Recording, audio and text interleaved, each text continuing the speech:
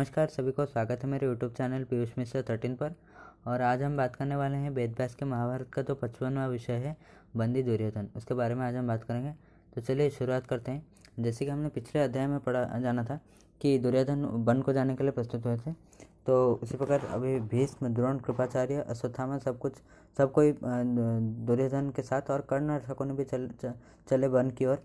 और वहाँ पर जाकर जो दुर्योधन और सब जो भी गए थे उनके रहने का प्रबंध हुआ, उनके खाने का प्रबंध हुआ, तो वो सब वहाँ पे अच्छे से रहे। मतलब उनके लिए अस्थायी घर सब तैयार हुए, जैसे कि हम कह सकते हैं कि शिविर सब तैयार हुए। और वहाँ पर एक दिन ऐसे मतलब कुछ समय रहने के पश्चात दुर्योधन ऐसे ही घूमने गए थे। उसी समय उन्होंने एक सुंदर सरोवर को देखा, और वो जो सरोवर के आसपास ही पांडवों का आश्रम था। तो उस सरोवर को देखते ही दुर्योधन के मन में ईर्ष्या हो गया कि कैसे पांडव इतने सुंदर सरोवर के आसपास रह रहे हैं। और ये देखकर दुर्योधन ने अपने जो कर्मचारी थे उनको आदेश दिया कि यहाँ उस सरोवर के आसपास दुर्योधन का भी शिविर स्थापित किया जाए। पर उससे पहले दुर्योधन वहाँ पे शिविर स्थापित करने से पहले वहाँ पर गंधर्वराज चित्रसेन उनके परिवार के साथ रहते थे। इसलिए चित्रसेन ने दुर्योधन को वहाँ से जो उनका शिविर बनाने से मना कर दिया।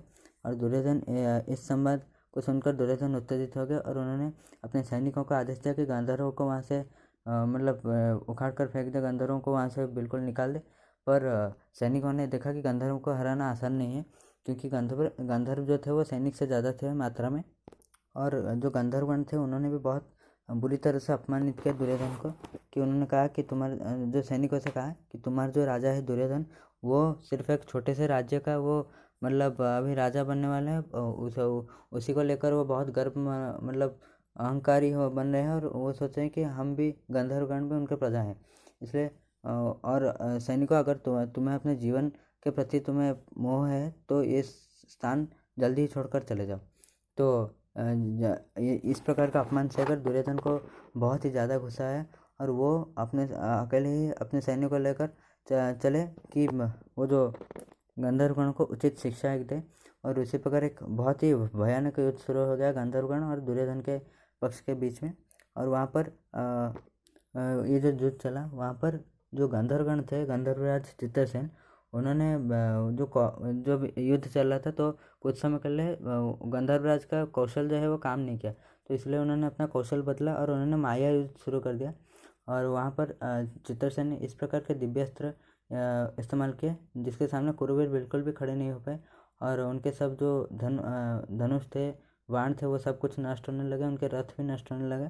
इसी प्रकार कर्ण और शकुनी और जो भी जितने भी थे उनके जो भाई थे विकर्ण, दुशासन, वो सब भागकर चले गए।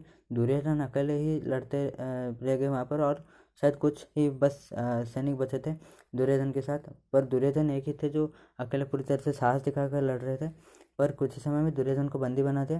और यही संवाद कुछ समय बाद पांडवों के पास पहुंचा।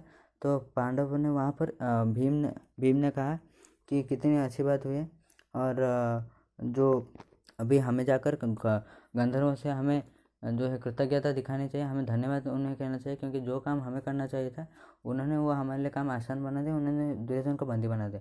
पर युधिष्ठिर ने कहा कि जो भी हो वो हमारे भाई है, पर जैसे भी हमें होकर उनको दुर्योधन को रक्षा करना चाहिए। पर भीम ने बार बार मना कि उस पापी दुर्योधन को रक्षा नहीं करना चाहिए, क्योंकि जो लाक्षागृह में आग उसी ने लगाई थी, मुझे बचपन में विष वाले खीर भी उसी ने ही दिया था, और कुरुसभा में पांचाली को उसी ने अपमान किया था, तो हम उसको क्यों मुक्त करें। तो भीम को ये बात बिल्कुल भी अच्छी नहीं लगी कि युधिष्ठिर कह रहे हैं कि दुर्योधन को जाकर हमें बचाना चाहिए।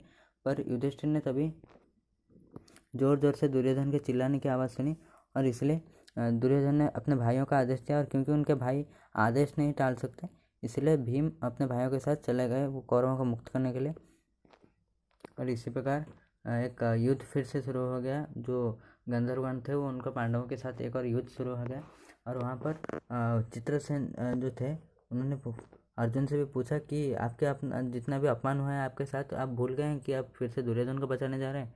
तो अर्जुन ने उत्तर दिया कि युधिष्ठिर, बड़े भाई युधिष्ठिर के आदेश पे ही हम जा रहे हैं उनको बचाने के लिए। तो फिर वहाँ पर चले सब लोग, और उस युद्ध में पांडवों ने पूरी तरह से गंधर्वों को परास्त कर दिया। और युधिष्ठिर ने दुर्योधन को ये मतलब एक परामर्श दिया कि ऐसा कभी दुस्साहसिक कार्य फिर से काम बिल्कुल भी ना करे। और इसी बात पर दुर्योधन बहुत लज्जित हो गए और वो चलने लगे। पर रास्ते में उन्होंने सोचा कि मतलब दुर्योधन बहुत ही लज्जित महसूस कर रहे थे, और कर्ण और शकुनि जो थे वो सब छुपकर वो अपेक्षा कर रहे थे कि जब दुर्योधन आए तो वो राजा का जय हो यही पुकारेंगे। पर जब उन्होंने पुकारा ये बात तो दुर्योधन ने कहा कि बिल्कुल ये बात कहने की आवश्यकता नहीं है, क्योंकि आप पूरी बात तो जानते नहीं। और वहाँ पर अगर पार्थ नहीं होते तो जो पांडवगण अगर वो नहीं होते तो मेरी जान बिल्कुल भी ना बच पाती। तो तभी दुर्योधन को क्योंकि अपमानित लग रहा था, तो उन्होंने कहा कि मेरा इस प्रकार का मेरा जो अपमान हुआ है और जो लज्जा हुआ है, मैं इसमें राज्य शासन तो दूर की बात है, मैं अभी जीवन धारण करके भी नहीं रहना चाहता। मैं यहीं पर ही अपना प्राण त्याग करूँगा, मतलब भूखा बैठकर अपना प्राण त्याग करूँगा। तो तभी दुर्योधन ने दुशासन को बुलाया और कहा कि मैं तुम्हें मेरा राज्य कुल राज्य सौंप रहा हूँ, और तुम अपने मित्र और प्रजाओं के साथ जाकर तुम राजा बनो। पर दुशासन ने बड़े भाई दुर्योधन के पैर के नीचे पड़ गए और उन्होंने कहा भ्राता से ऐसा मत कीजिए, आपके बिना हमारा जीना बहुत ही मुश्किल हो जाएगा। तो कर्ण ने भी उसी पर दुखित होकर कहा कि हे राजा, आप इस छोटे से घटना पर ही आप इतने विचलित हो रहे हैं, और वैसे भी पांडवों ने आपको मुक्त करके सिर्फ उनका कर्तव्य का पालन किया है, क्योंकि राजा का भी राजा का जो प्राण बचाना तो फिर भी वो प्रजा का कर्तव्य होता है। तो इसलिए उन्होंने बस अपना कर्तव्य किया है, और इसमें लज्जा और अपमान की क्या बात है। तो शकुनि ने कहा कर्ण जो कह रहे हैं, शकुनि भी सहमत हुए कर्ण के बात से, और उन्होंने कहा कि देखो, मैंने ऐसा खेल खेल कर मैंने पांडवों का विशाल साम्राज्य तुम्हारे पास लाया, और अगर तुम पांडवों के प्रति कृतज्ञ रहना चाहते हो तो तुम एक काम करो, उनका राज्य उनके पास लौटा दो। तो आत्महत्या करने की आवश्यकता क्या है, तुम खुश होकर रहना। तो कर्ण और शकुनि के बात को दुर्योधन ने सुना, और उन्होंने भी वही सोचा कि सच में यही तो बात है कि राजा और पांडवों को तो उनका राज्य वो कदापि नहीं लौटाने वाले। इसलिए दुर्योधन जो नीचे बैठे थे वो उठ पड़े, और वो सिर्फ यही सोचने लगे कि आगे जो युद्ध होने वाला है, पांडवों के खिलाफ जो युद्ध होने वाला है, सिर्फ उसी के बारे में सोचने लगे। और कर्ण ने अपना धनुष पकड़कर कहा कि अगर अर्जुन का पराक्रम देखकर तुम्हारे मन में कुछ भय हो रहा है, तो मैं आज से शपथ करता हूँ कि 13 साल बाद जो भी पांडवों के साथ हमारा जो युद्ध होगा, वहाँ पर अर्जुन को मैं जैसे भी हो मारूंगा, अवश्य मारूंगा। और इसी प्रकार दुर्योधन कर्ण को उन्होंने गले लगाया और हस्तिनापुर की ओर वो वापस लौटे। तो आशा करता हूँ आज का वीडियो आपको अच्छा लगा होगा, और वीडियो का आखिरी तक देखने के लिए धन्यवाद। तो प्लीज़ जाने से पहले चैनल को सब्सक्राइब कर दीजिए, और सब्सक्राइब बटन के बगल में जो बेल आइकन है उसको भी प्रेस कर दीजिए, ताकि मेरे वीडियोस का नोटिफिकेशन आपको बिल्कुल टाइम पर मिल जाए। और शेयर कर दीजिए वीडियो को आपके फ्रेंड्स और फैमिली के साथ, ताकि हमारा चैनल ग्रो कर सके। और आज के लिए बस इतना ही। नमस्कार।